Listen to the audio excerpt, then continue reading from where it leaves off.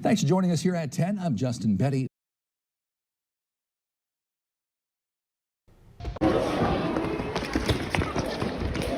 That was the chaos at the West Acres Mall on Friday, but according to some parents, this has been brewing all school year. They say it started with claims of bullying and grew into the situation you just saw, and some involved say there's more to the story than meets the eye. Valley News Team's Aaron Walling has our VNL investigation. It was like we just went into a different world. You couldn't see a thing. You can hear that frigid wind howling. It was a long night and a long day for many drivers who ventured out last night and for the people tasked with rescuing them. Hundreds of drivers were left stuck for hours overnight as that ground blizzard we saw turned interstates and county highways into parking lots.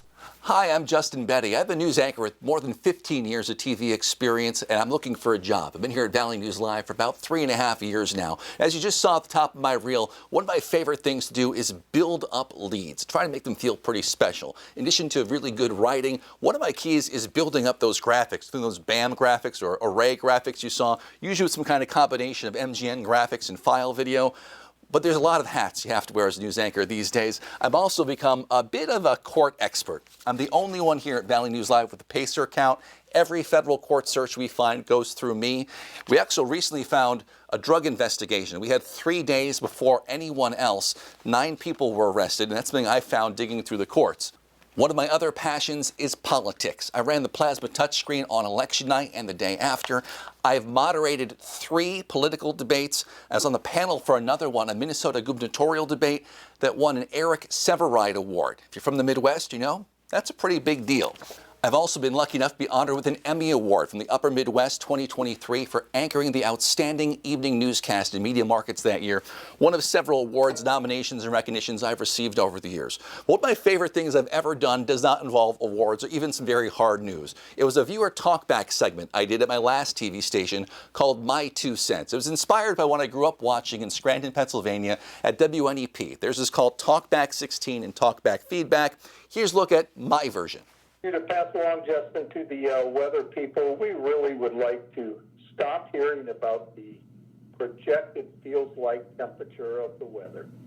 If it's 38 and windy, we don't need to be told it's 32 feel like. So please pass that along to make a lot of people happier to watch your program. Thank you. Now, obviously, everyone has their own preferences, but I just feel a need to point out Jeff puts a lot of hard work into fine-tuning his feels like calculations. Hey, Jeff, got some ice cream bars? Feels like 5 degrees. 80. Room temperature, 73. 65. Feels like 34. No, obviously that's not how it works at all. If you don't know, the wind chill or feels like temperature is actually a pretty complicated equation to determine what the air feels like against someone's skin. And it's not something Jeff just kind of guesses. And he generally only uses it when he thinks the wind chill really matters. Like it's 65 degrees outside with a light breeze, Jeff's not going to say it feels like 63. But if it's 40 with a strong wind that makes it feel more like 28, he thinks that's something many people would like to know. Sorry if it's not your thing. I just wanted to say that the male staff that are on the air dress professional with suits and ties, but I feel that the women should dress more professional as well, like wearing a blazer or a sweater over short sleeves. Okay, so here's the thing. Guys have it a lot easier when it comes to what they can wear on air. When I started in TV 13 years ago, I had maybe 2 or 3 suits, a handful of dress shirts in white or blue, and a handful more ties, mostly hand-me-downs from my dad and my grandparents. And that was enough because guys can wear basically the same thing on air almost every day and no one knows or cares. Girls have it a lot harder. Society cares a lot more about what they look like, and there's not one type of outfit that everyone agrees upon. They can't just buy a tie and change the look. They need to buy a bunch of outfits, which gets expensive, especially for younger reporters like we often have here. And they have to decide for themselves if a certain dress is appropriate on air or not. And frankly, we don't want to get too involved in telling our female reporters what they should wear on air. We think they dress very appropriately and professionally.